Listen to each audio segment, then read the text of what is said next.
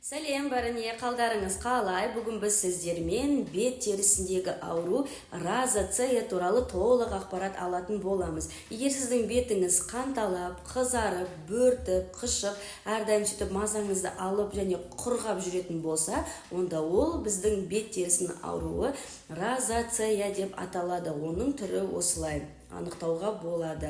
Розацея негізінде ол емделеді және толық құтылуға болады. Егер сізге осындай пайдалы толық ақпараттар, шаш күтімі, бет күтімі жайлы қажет болса, міндетті түрде менің каналыма тіркеліп, лайк басып кетуді ұмытпаңыз. Сол кезде қызықты пайдалы мағлұматтарды өткізіп алмайсыз. Ал енді розацея жайлы толық ақпарат алуға кірісейік.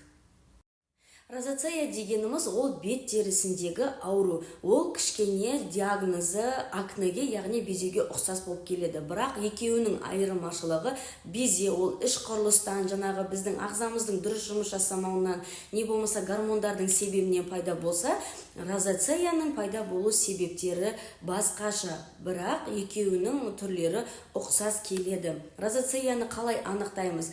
Осы жерге сурет қалдырып кетемін. Бет терісіндегі қан тамырыңыз сыртқа шығып, қызарып, қып-қызыл қан тамырлар көрініп тұрады. Ол көбінде бет терісі жұқа, не болмаса өте ақ торы келген адамдарда көрінеді. Екінші, ол безеуге ұқсас, яғни акнеге ұқсас бет терісін қаптап, қызыл бөртіп кетеді. Бірақ ол акне бізде гнойлық түрде, яғни іріңмен шығатын болса, розацея іріңдемейді, жай ғана қызарып, бөртіп, басып кетеді. Ал үшінші айырмашылығы ол тек қана жүре келе пайда болған ауру болып саналады. Яғни оны емделу жолы өте оңай және де тез. Тек қана уақытында алдын алу қажет болады.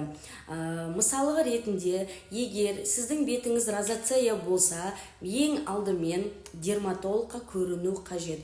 Дерматолог сізге жаңағы лупамен тексеріп, оның қаншалықты запущены, яғни қаншалықты жаңағы кері әсерге кеткенін анықтап, сізге диагноз қоятын болады.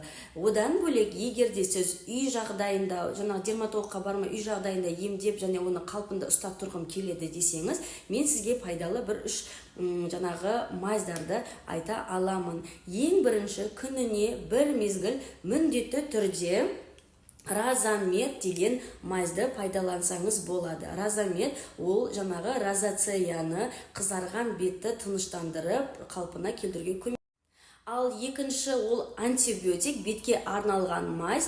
Бұл деген бізде скинарен. Скинаренді күніне 2 мезгіл, таңертең және кешкісін міндетті түрде қалың емес жұқалап беттің қызарған жерлеріне жағып шығу керек. Және көзге тиюдің алдын алыңыз, көзге тиіп кетпесін. Осы антибиотик сіздің бетіңіздің қышуын, қызаруын және қан тамырын сыртқа шығаруын жоюға жақсы көмектеседі. Бұлардың бәрі дәріханада бар. Розамедтің бағасы 1000 теңге тұрса, бұның жаңағы скинареннің бағасы 4000 және 6000 теңге. Оның көлеміне қарай байланысты. Және де үшінші кеңес ол ең маңызды, розацея болған беттердің барлықтары құрғақ, жұқа және сезімтал болады. Сол беттерді ылғалдандыру қажет. Оған бізге ең пайдалы көмекке тиетін крем La Roche'тың кремі. Осыны міндетті түрде скрин жасап алыңыздар. Ол біздің құрғақ бетті қалпына келтіруіне және де ылғалдығын күні кешке дейін ұстап тұруға және де розацеяның алдын алып қабынып кетпеуіне жақсы көмегін тигізеді.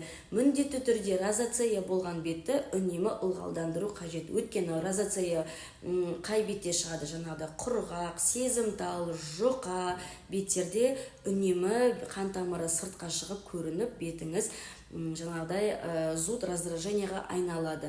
Ол негізінде розацея қандай адамдарда көбінде кездеседі? Ыстық жерде жұмыс жасайтын. Яғни мен секілді жаңағы шаштараз, мен ыстық фенмен күні кешке дейін жұмыс жасаймын. Кешкі уақытта менің бетім қызарып, жаңа сезімтал және де жаңағы зуд раздражениеға бейімтал болып келеді. Сол себепте мен міндетті түрде осы кремдерді кешкісін жағып, осы жаңағы маздарды жағып, кремді Ал розацеядан тез және де өмір бақиға құтылғыңыз келсе, онда мен сіздерге лазерға кеңес беремін. Лазердің оған ешқандай кері әсері жоқ. Керісінше бетіңіздің жаңағы сыртына шығып жүрген қызыл қан тамырларды мүлдем жойып, бетіңіз таза, әппақ және де жаңағыда ухоженный, яғни күтілген бет болып, жақсы әдемі болып, тез қалпына келетін болады. Сол себепті міндетті түрде лазерге барыңыздар.